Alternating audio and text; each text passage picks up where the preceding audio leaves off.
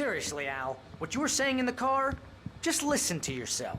What, you shot a guy and his body just disappeared? When was the last time you slept? What, are you high?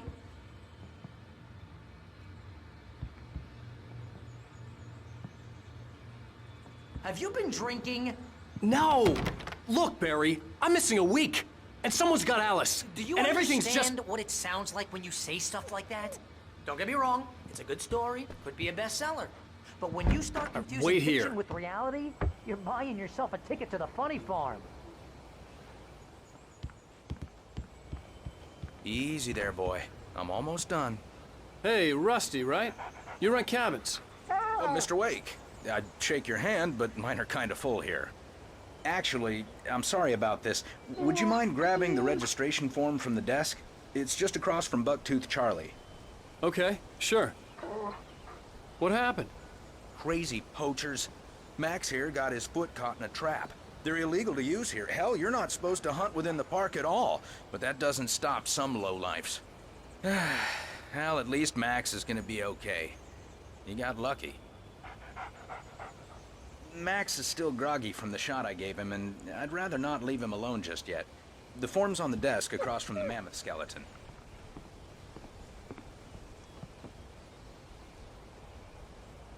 Okay, boy. We're almost done here. Seriously, Al, you can't just go and meet a kidnapper. Those situations always end up in disaster. You gotta talk to the cops. She's my wife, and it's my call. Can we talk about this later? No, this whole thing, listen, you hit your head. I mean, geez, Al, come on. You gotta understand how crazy all this sounds. If you're trying to pull a joke on me, freak me out, it's working.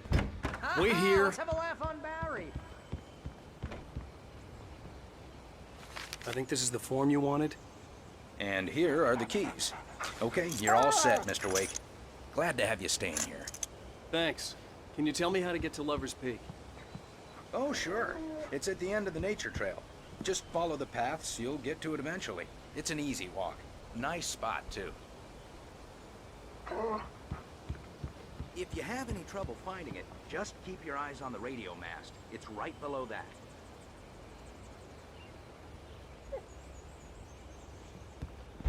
Look, Al, you're asking me to believe that you shot a dude who went poof into thin air, a guy who was bulletproof until you pointed a flashlight at him. You hear that from people who end up...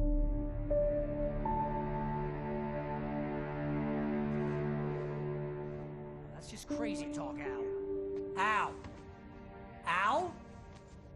We should go to the sheriff or call the FBI. Damn it, Barry, they'll kill her! This is not a goddamn debate, Barry.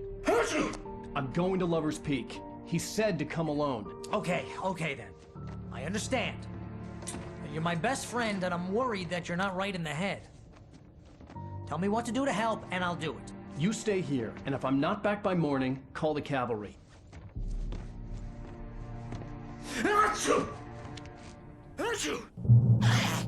Just be careful with the natives, Al.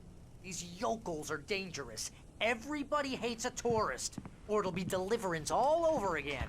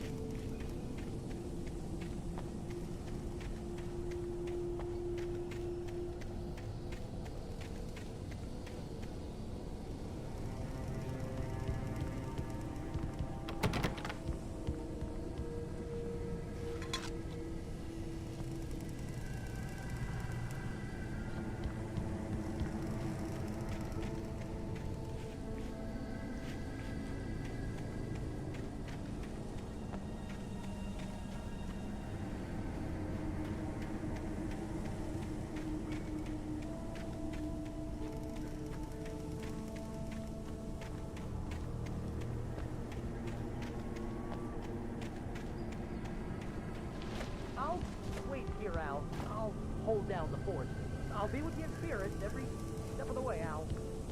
Watch the door now.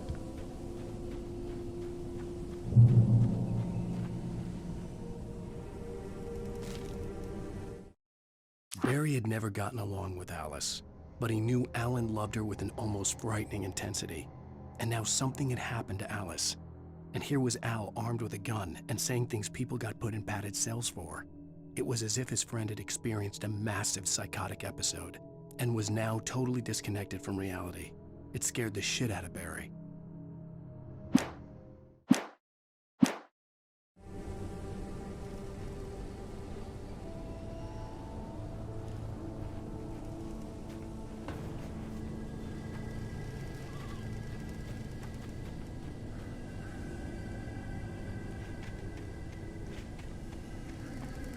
I knew I should have gone to the cops.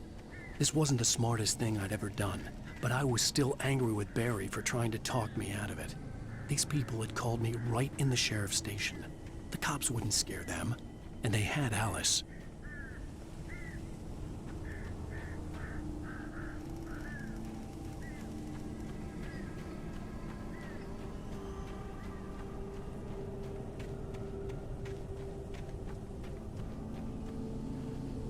Barry had the keys to the car he rented. It wasn't a long walk to the visitor center, and it wouldn't be any use to me in the forest.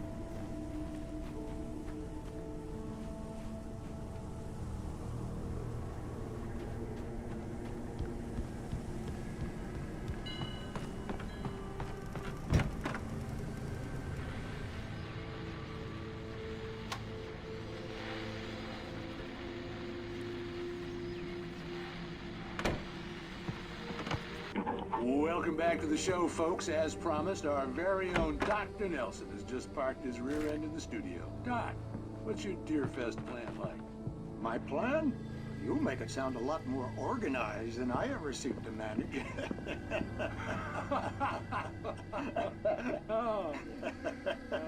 No plan, really, just taking the atmosphere. I'm getting a little too much more than that, you know. Tell me about it. No sack race for us older gentlemen, huh? Yes, exactly that. But I'm going to check out the political. And one of the fine families just too.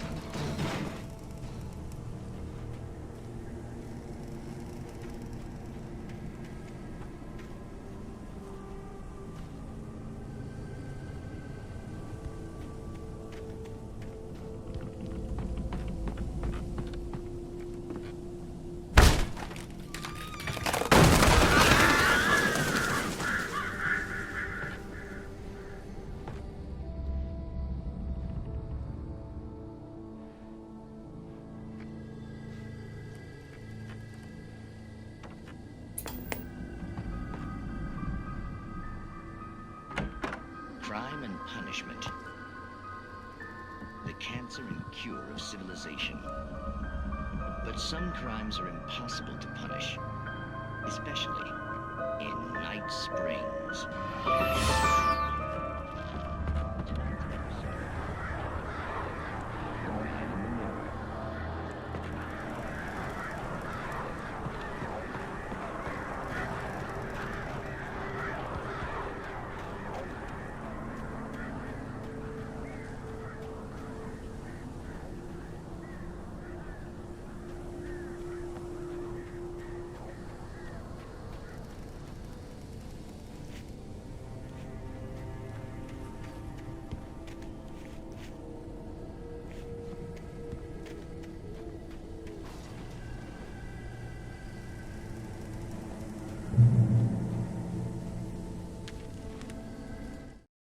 The air in the visitor center was heavy with an awful smell, as if some rotten drowned thing had crawled up from its grave.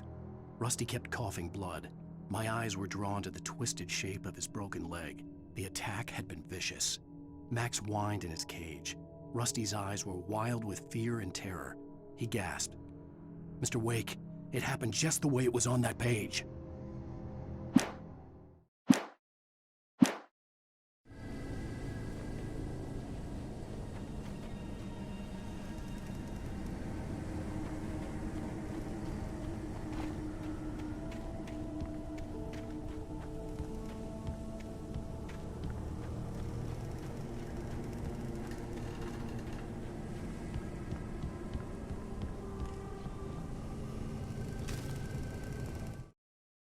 Rose knew that Rusty was in love with her, and she liked him too. She liked him a lot. He taught her to dance, and life had certainly taught her the value of a man who was gentle. He treated her well, made her smile, made her feel good. But Rusty wasn't the prince of her dreams, and that tended to underline the unbearable truth. She was no closer to that Hollywood magic than he was.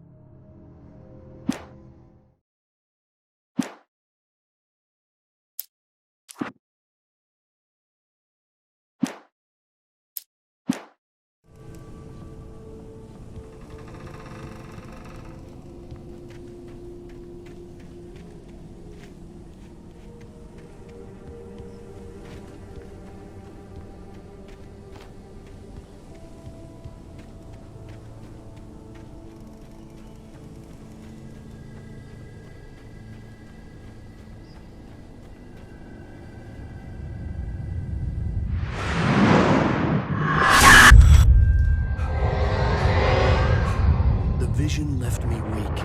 This was no head injury.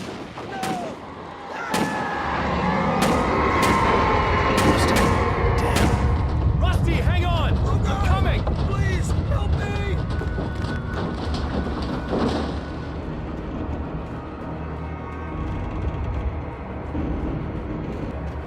Anybody? Help me!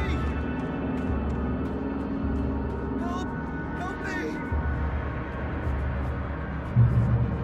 Can you hear me? Anyone? Please help! Help me!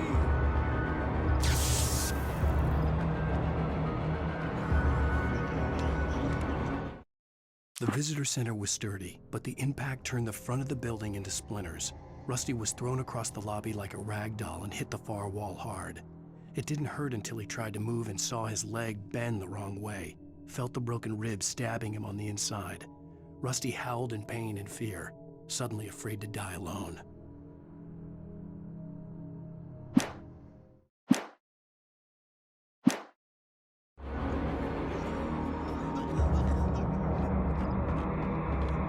The ranger's office was locked.